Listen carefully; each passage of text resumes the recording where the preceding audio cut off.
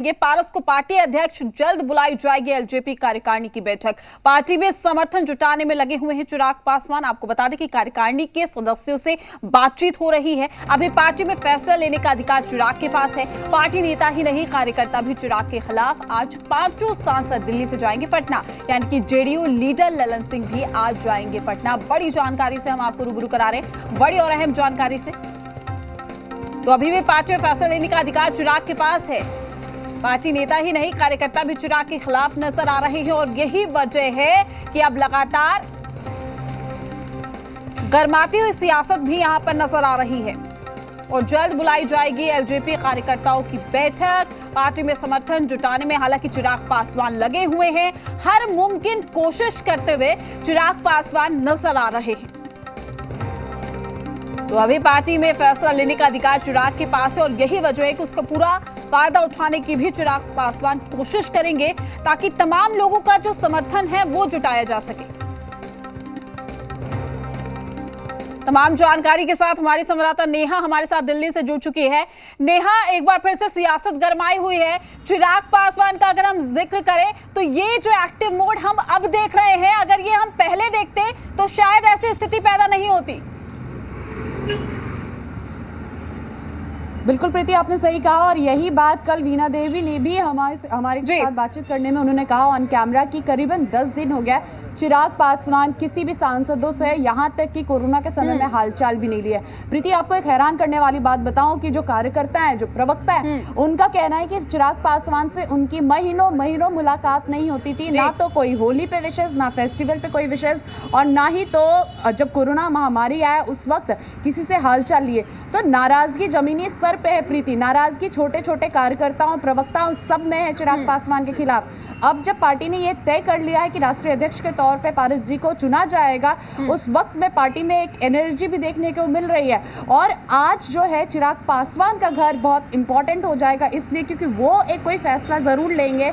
और अगर फैसला नहीं लेंगे, देखिए कल इलेक्शन कमीशन में अगर 5 सांसद नहीं जाते हैं तो उसका साफ मतलब था चिराग पासवान पशुपति पारस जी के घर पे आए और एक रिगार्ड दिखाते हुए कि वो बातचीत करना चाहते हैं, बातचीत से सॉल्व करना चाहते हैं। ऐसे में उसी रिगार्ड को फॉलो करते हुए उनको अभी समय दिया गया है कि अगर वो चुपचाप से विनम्र होकर इस नेतृत्व को स्वीकार कर लेते तब तो ठीक है, अदरवाइज अगर वो इस नेतृत्व को स्वीकार नहीं कर पाते हैं और वो अपनी माँ के बारे में लगातार जिद करते हैं और हठधर्मिता अपनाते हैं कि चिराग पासवान नहीं तो उनकी माँ राष्ट्रीय अध्यक्ष हो, ऐसे में बात नहीं बनेगी, ये तय है।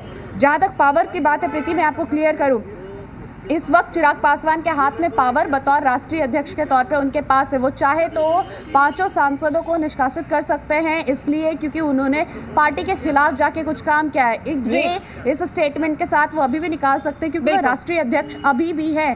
तो इसलिए अब जरूरी है पारस जी को जल्दी से चुनाव करा के राष्ट्रीय अध्यक्ष के तौर पर वो चुने जाए, ताकि जो भी पावर है जो अभी भी चिराग पासवान के हाथ में, वो उनके हाथ में जल्दी से जल्दी आ जाए। लेकिन इंतजार इस चीज का है कि अभी चिराग पासवान को भी समय दिया गया।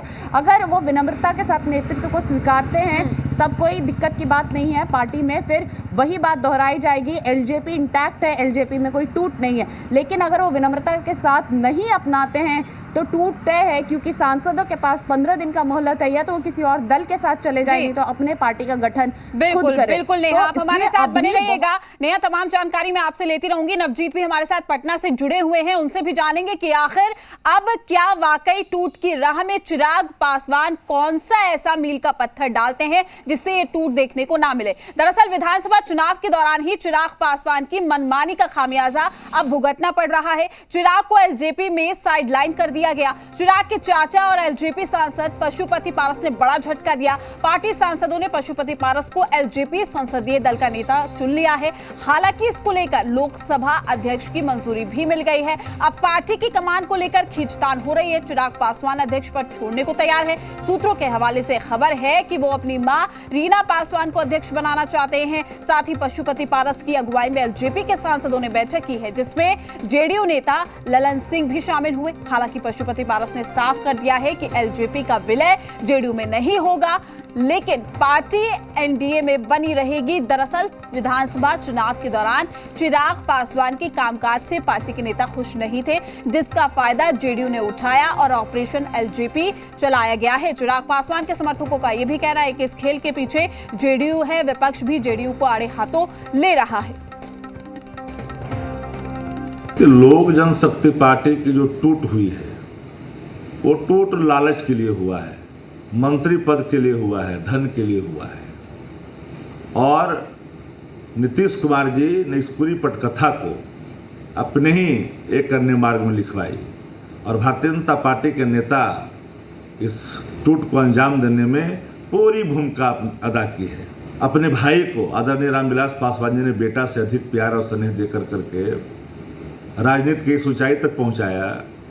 उनके मरने के बाद 1 साल तक इनके भाइयों ने इंतजार नहीं किया, उनके किए किराए पर पानी फिर दिया, उनकी आत्मा पर ठेस पहुंचा दिया। या पेड़ बबूल का आम कहां से हुई, यह कहावत आदरणीय चिराग पासवान जी पे पूरी तरह फिट बैठता है।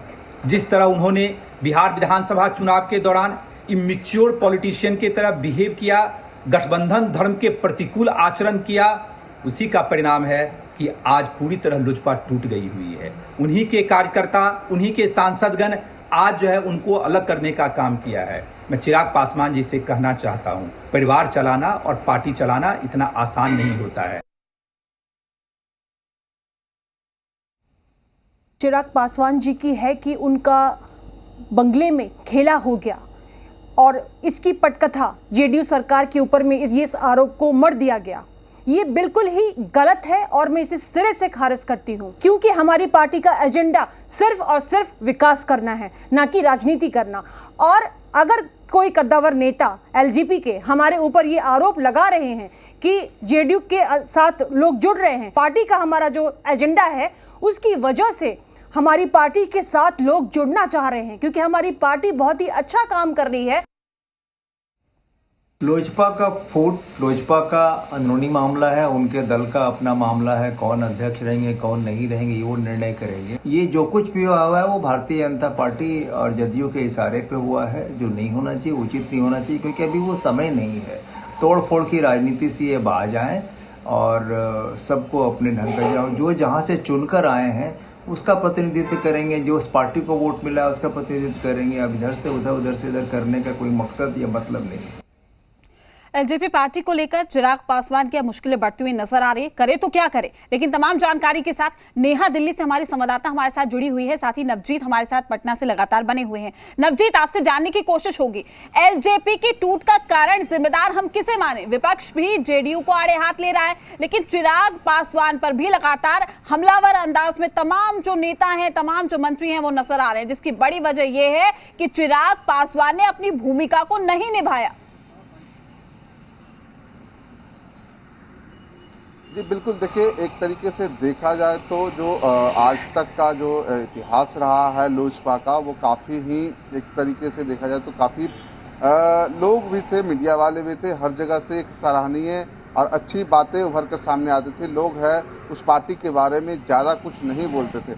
लेकिन जब से कह लीजिए चिराग पासवान के हाथ में कमान गई है तो कह लीजिए कि बाहरी लोगों को छोड़ दीजिए, जो उनके सांसद हैं, उनके विधायक हैं, उनके कार्यकर्ता हैं, वो कहीं न कहीं नाराज दिखते हैं। उसकी वजह साफ थी कि एक अलग तरीके से एक जो राजनीति की जो बात होती है उससे अलग इधर एक पर्सनल कहीं न कहीं जो नीतीश कुमार के प्रति जो उनका भाव रहा था उस पर वो काम करना शुरू कर दिए थे।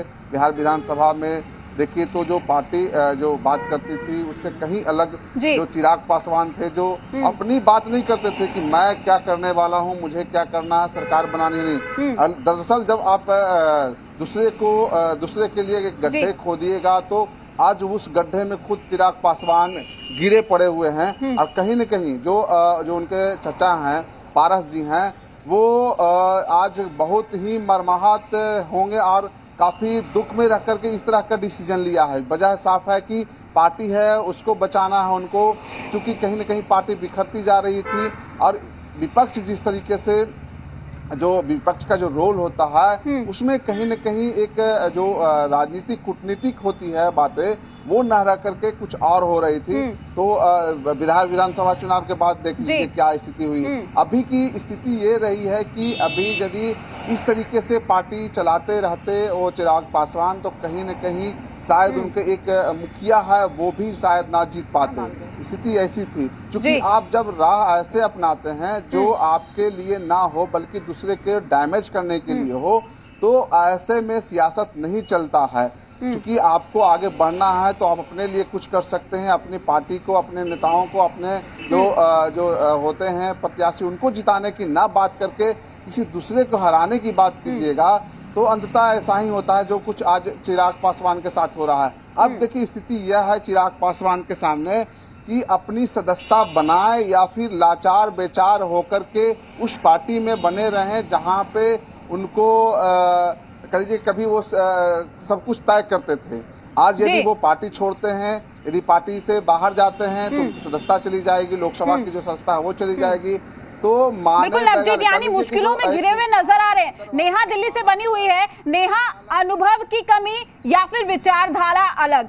चिराग पासवान का जब भी मैं जिक्र करूंगी तो मैं ये कहूंगी कि उनके पिता के निधन के बाद से ही राजनीति से कहीं ना कहीं वो खो गए थे। क्या अनुभव की कमी कहें इसे, या फिर ये कहे कि विचारधारा पार्टी से अलग?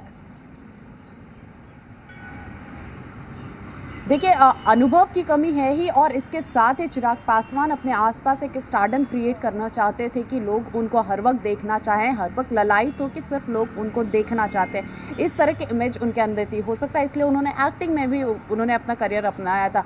वही चीज़ उनके साथ सबसे बड़ी समस्या रही प्रीति, इसलिए क्योंकि वो सीधे तौर पे ना तो कार्यकर्ताओं से मुलाकात करते थे, यहाँ तक कि अगर मैं आपको बताऊँ सांसदों से, क्योंकि कल खुद जब इतना बड़ा फैसला हो गया, जब सभी चीज़ें मीडिया के सामने आ गई, तब खुद पारस जी भी ने ये स्वीकार किया था कि कहीं पार्टी बिखर रही थी। पार्टी बिखरने का मतलब होता है आप पार्टी को एकजुट नहीं कर पाए, आप लोगों को अपने अंदर समाहित नहीं कर पाए, लोगों से आपने सीधा संबंध नहीं बनाया, लोग आपकी बात अब सुनने को तैयार नहीं है, इसलिए पार्टी इस तरीके से टूट रही है। और पार्टी में लगातार नाराजगी है, लोग जा रहे हैं आपको छोड़ के, इसलिए क्योंकि आपने सम्मान नहीं दिया लोगों को। जो लंबे वक्त से लोग पार्टी से जुड़े रहते हैं प्रीति, उनको कोई तनख्वाह नहीं मिलता है दल में जुड़ने का। आपको मैं बताऊं, कल एक प्रवक्ता ने रोते हुए कहा कि हमें कोई तनख्वाह नहीं मिलता है, हम यहाँ पे अपने समय को देते हैं, अपने पैसे को देते हैं, अपनी मेहनत को देते हैं, उसके बाद हम पार्टी से जुड़ते हैं। और पार्टी इस तरीके से बिगड़ रही है, टूट रही है, बिखर रही है, तो उसमें दर्द हर किसी को होता है। ऐसा सिर्फ चिराग पासवान को दर्द नहीं हो सकता है, क्योंकि वो रामविलास पासवान के बेटे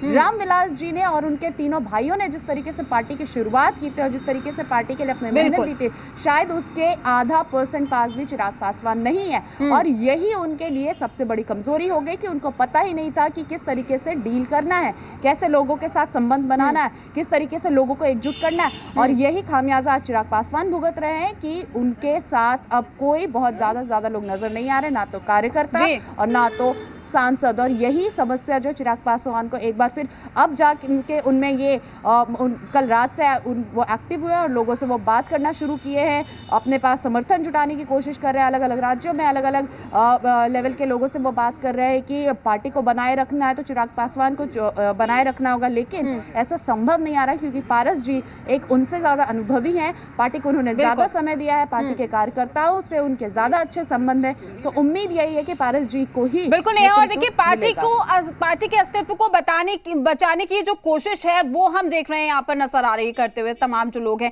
चलिए फिलहाल के लिए नेहा, नवजीत, आपका शुक्रिया तमाम जानकारी देने के लिए, तमाम अपडेट हम